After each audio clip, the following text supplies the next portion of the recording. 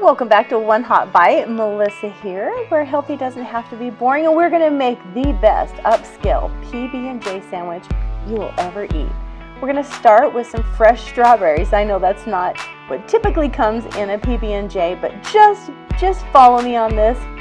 It turns out absolutely amazing, and it hits all the taste buds in the right spot.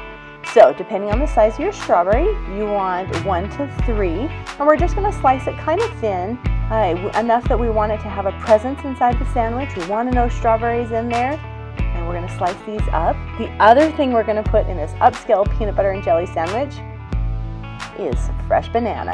So you're only going to need about a half a banana per sandwich, and so we're going to go ahead and unpeel this guy, and we're going to slice this nice and thin as well. Now this sandwich comes in at a hearty 400 calories. It's like 420 calories, but believe me, it's very filling. And I'll show you some ways that you can choose healthier ingredients along the way. So as soon as you have your banana sliced, we're going to put together our peanut butter. And I love to use this peanut butter because it's very low in sugar and it's just peanuts. That's it. The other bread I love to use is Sara Lee Delightful. It's 45 calories for 2 slices. And it's super high in fiber. We're going to add our peanut butter and a little bit of honey, and we're going to mix this together until it is nice and smooth and spreadable. So again, you can use any honey you want. And this peanut butter, once you've had this peanut butter, I don't think you could ever go back to another creamy peanut butter like this. So I have 2 slices of my bread, and on one slice, we are going to go ahead and smear our delicious peanut butter and honey mixture. There's so many different ways you can do this, but this is my favorite way to do this one. You can see how my layers are nice and thin. Again, that's another place where you can save on calories and fat, where you're still going to taste it, but it's not that super thick layer of peanut butter, and that can save you seriously over 100 calories by just keeping that as a thinner spread. As soon as we get that on, the other secret ingredient that is in this sandwich is chocolate chips.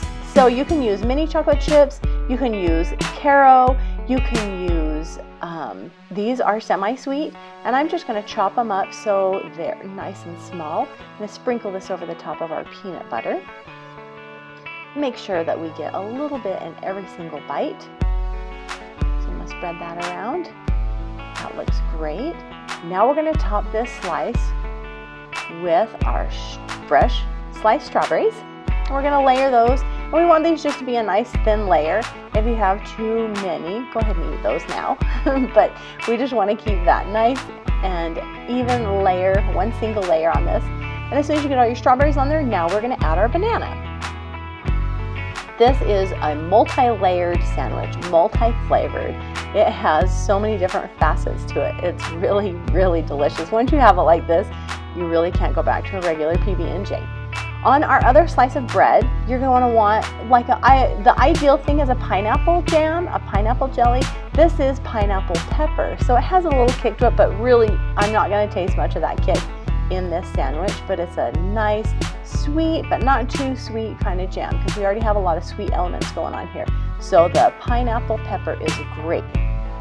And if you're watching your sugars, you can use a sugar-free jelly or jam for this as well. So as soon as you have that spread evenly on top, we're going to put this sandwich together, top and bottom, and we're going to top it with some unsalted butter. So you're really only going to need about 2 teaspoons. So you can of course go hog wild with the butter, but just minding those tiny elements can really change the caloric value and the fat content of anything that you eat. So just a nice thin spread on top of this. On the stove, I have just a small saucepan, and it's heated at medium-high heat. We're going to add our sandwich to that just till it is nice and golden brown. While it's browning, I'm going to take that other teaspoon, and we're going to go ahead and spread that over the top of the other side of the sandwich. As soon as we have that all spread, we'll check, make sure it's browning on the one side, because again, we just want this a nice golden brown. And this looks great. Now we're going to go ahead and flip it, brown that other side, and really this takes about 2 to 3 minutes. It comes together very quickly. I'm going to show you a good cross section of this sandwich. It is melty and it is gooey and it has, oh, look at that melted chocolate. This is so good. I'm going to have a bite and it is amazing. You really need to give this a try.